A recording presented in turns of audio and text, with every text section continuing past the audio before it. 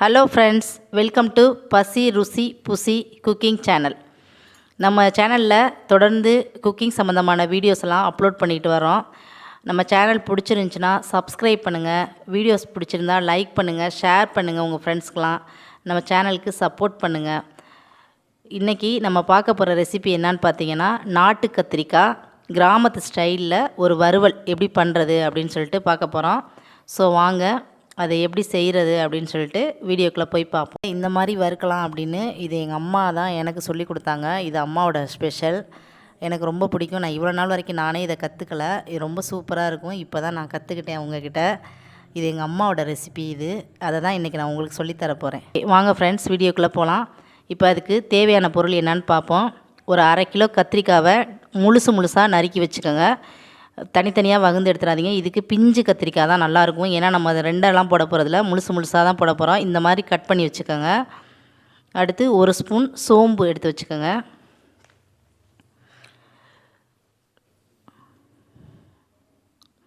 ஒரு ஸ்பூன் மிளகாத்தூள் எடுத்து வச்சுக்கோங்க.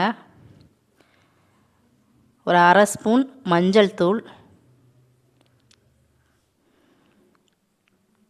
ஒரு கொத்து கருவேப்பிலை. இதுக்கு தேவையான பொருள் ரொம்ப சிம்பிள் தான். ஸோ இதுதான் நமக்கு தேவையான பொருளே. தேவையான அளவு ஆயில் எடுத்துக்கிறோம், தேவையான அளவு உப்பு, அவ்வளோதான். ரொம்ப சிம்பிளான ரெசிபி. ஸோ வாங்க அது எப்படி பண்ணலாம் அப்படின்னு சொல்லிட்டு பார்ப்போம். இப்போ ஸ்டவ் ஆன் பண்ணிக்குவோம். ஒரு சட்டி அடுப்பில் வச்சுக்குவோம். சட்டி நல்லா ஹீட் ஆனதும் ஒரு 50 ml ஆயில் போதும் நான் எடுத்து வச்சு கத்திரிக்காய்க்கு. ஏன்னா இதை தண்ணிலாம் எதுவுமே சேர்க்காமல் வெறும் ஆயிலே தான் ஃப்ரை பண்ண போகிறோம். ஸோ கொஞ்சம் ஆயில் தாராளமாக விட்டுக்கோங்க. இதுக்கு 50 ml போதும். ஸோ நான் அந்தளவுக்கு விட்டுருக்கேன். ஆயில் ஹீட் ஆகிற வரைக்கும் மட்டும் ஹை ஃப்ளேமில் வச்சுட்டு சோம்பு போட்டோம். நம்ம சோம்பு போட்டோன்னா லோ ஃப்ளேமில் வச்சுக்கோங்க. ஏன் அப்படின்னா நம்ம மசாலா எல்லாமே இதிலே சேர்க்க போகிறோம். இப்போ எடுத்து வச்ச கருவேப்பிலையை போட்டிருக்கோம், மிளகாப்பொடி எல்லாமே நம்ம இதிலேயே போட்டு ஃப்ரை பண்ண போகிறோம். ஹை ஃப்ளேமில் வச்சிங்கன்னு சொன்னாக்க கருகக்கூடாது. அதனால் லோ ஃப்ளேமில் வச்சுக்கோங்க. இது எல்லாம் போடுற வரைக்கும் லோவாகவே வச்சுக்கோங்க. இப்போ பாருங்கள், கருவேப்பிலை நல்லா பொரிஞ்சிருச்சு. இப்போ 1/2 ஸ்பூன் மஞ்சள் தூள் போட்டிருக்கோம். நம்ம 1 ஸ்பூன் மிளகாத்தூள் எடுத்து வச்சோம், அதையும் இப்போ இதில் சேர்த்துக்குவோம். சேர்த்து நல்லா ஃப்ரை பண்ணி விடுங்க. அந்த மிளகாத்தூள் வாசனை, பச்சை வாசனை இதிலே போகணும். ஸோ சிம்மிலே வச்சுக்கோங்க. வச்சுட்டு கொஞ்சம் நல்லா ஃப்ரை பண்ணி விடுங்க. கருகிராமல் பார்த்துக்கோங்க. உப்பு நம்ம இதிலே ஆட் பண்ணிடுவோம். தேவைப்பட்டால் நீங்கள் கத்திரிக்காயை போட்டு கூட அதுக்கப்புறம் உப்பு போட்டுக்கலாம்.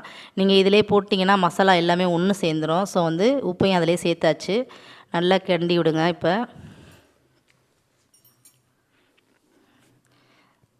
பாருங்கள், இப்போ இந்த பச்சை வாசனை எல்லாமே போயிருக்கும். ஸோ இப்போ நம்ம எடுத்து வச்ச கத்திரிக்காயை அதில் சேர்த்துருவோம். தண்ணியெல்லாம் இல்லாமல் நல்லா வடித்து வச்சுக்கோங்க. நம்ம முழுசாக கீறி வச்சுருக்கோம். அதனால தான் இந்த கத்திரிக்காய் வேகணும். ஸோ அதுக்கு தான் பிஞ்சு கத்திரிக்காய் எடுத்துக்க சொன்னேன். ரொம்ப பெருசாக கத்திரிக்காயெலாம் எடுத்திங்கன்னா அந்த மசாலாலாம் உள்ளே போகாது. பாருங்கள், இப்போ நம்ம போடும்போது எப்படி இருக்குதுன்னு பாருங்கள். இது வெந்ததுக்கப்புறமா எப்படி இருக்குன்னு நீங்களே பார்ப்பீங்க. அதனால் இப்போ கத்திரிக்காய் போட்டாச்சு. இப்போ நல்லா பெரட்டி விடுங்க. பெரட்டி விட்டுட்டு ஒரு நிமிஷம் மட்டும் ஹை ஃப்ளேமில் வச்சுக்கோங்க. அதுக்கப்புறமா ஃபுல்லாக லோ ஃப்ளேமில் தான் வைக்கணும் இதை. ஏன்னா ஹை ஃப்ளேமில் வச்சிங்கன்னா கருகிரும். நம்ம தூள் எல்லாமே இதிலே போட்டிருக்கோம். ஸோ நல்லா பெரட்டி விடுங்க. நல்லா மிக்ஸ் ஆகணும். நல்லா பெரட்டி விடுங்க. உப்பு எல்லாமே மசாலா ஃபுல்லாக சாறுற மாதிரி நல்லா பெரட்டி விட்டுட்டு கொஞ்சம் நேரம் மூடி வச்சுருங்க. மூடி வைங்க. 1 நிமிஷம் மட்டும் ஹை ஃப்ளேமில் வச்சுட்டு அதுக்கப்புறம் ஒரு 5 நிமிஷத்துக்கு மேலே லோ ஃப்ளேமில் தான் இருக்கணும். எடுத்து இடையில பெரட்டி மட்டும் விடுங்க. இப்போ பாருங்கள், நான் ஒரு 5 நிமிஷமாக மூடி வச்சுட்டு இப்போ எடுத்திருக்கேன். பாருங்கள், முன்னாடி இருந்ததுக்கு உங்களுக்கே நல்லா டிஃப்ரெண்ட் தெரியும். எப்படி நல்லா வதங்கிருச்சு பாருங்கள். மசாலா ஃபுல்லாக அந்த கத்திரிக்காயோடு சேர்ந்துருச்சு. பார்க்கவே ஒரு நான்வெஜ் மாதிரி இருக்குது பாருங்கள். கறி வறுத்த மாதிரிக்கு இருக்குது. அவ்வளோ சூப்பராக இருக்குது பாருங்கள். இப்போ பாருங்கள், முன்னாடி நம்ம கீரை இருக்கும்போது நான் கத்திரிக்காயை காட்டினேன், அது எப்படி இருந்துச்சு. இப்போ பாருங்கள், மசாலா ஃபுல்லாக உள்ளர சேர்ந்து இதே மாதிரி இந்த சின்ன பீஸெல்லாம் ரொம்ப சூப்பராக இருக்கும். நல்லா அருமையாக இருக்குது பாருங்கள். பார்க்கவே நல்லா கலர்ஃபுல்லாக இருக்குது. ஸோ பாருங்கள், நல்லா ரெடி ஆயிடுச்சு. நல்லா லோ ஃப்ளேம்லேயே வச்சு நீங்கள் வேக வைங்க. நம்ம தேவைப்பட்டால் தண்ணி லைட்டாக தெளிச்சுக்கோங்க. தேவையில்லை இந்த மாதிரி எண்ணெய் ஊற்றுனீங்கன்னா தேவையில்லை. இல்லை நான் எண்ணெய் இல்லாமல் வச்சுட்டோன்னு சொன்னால் லைட்டாக தண்ணி மட்டும் தெளிச்சுக்கோங்க.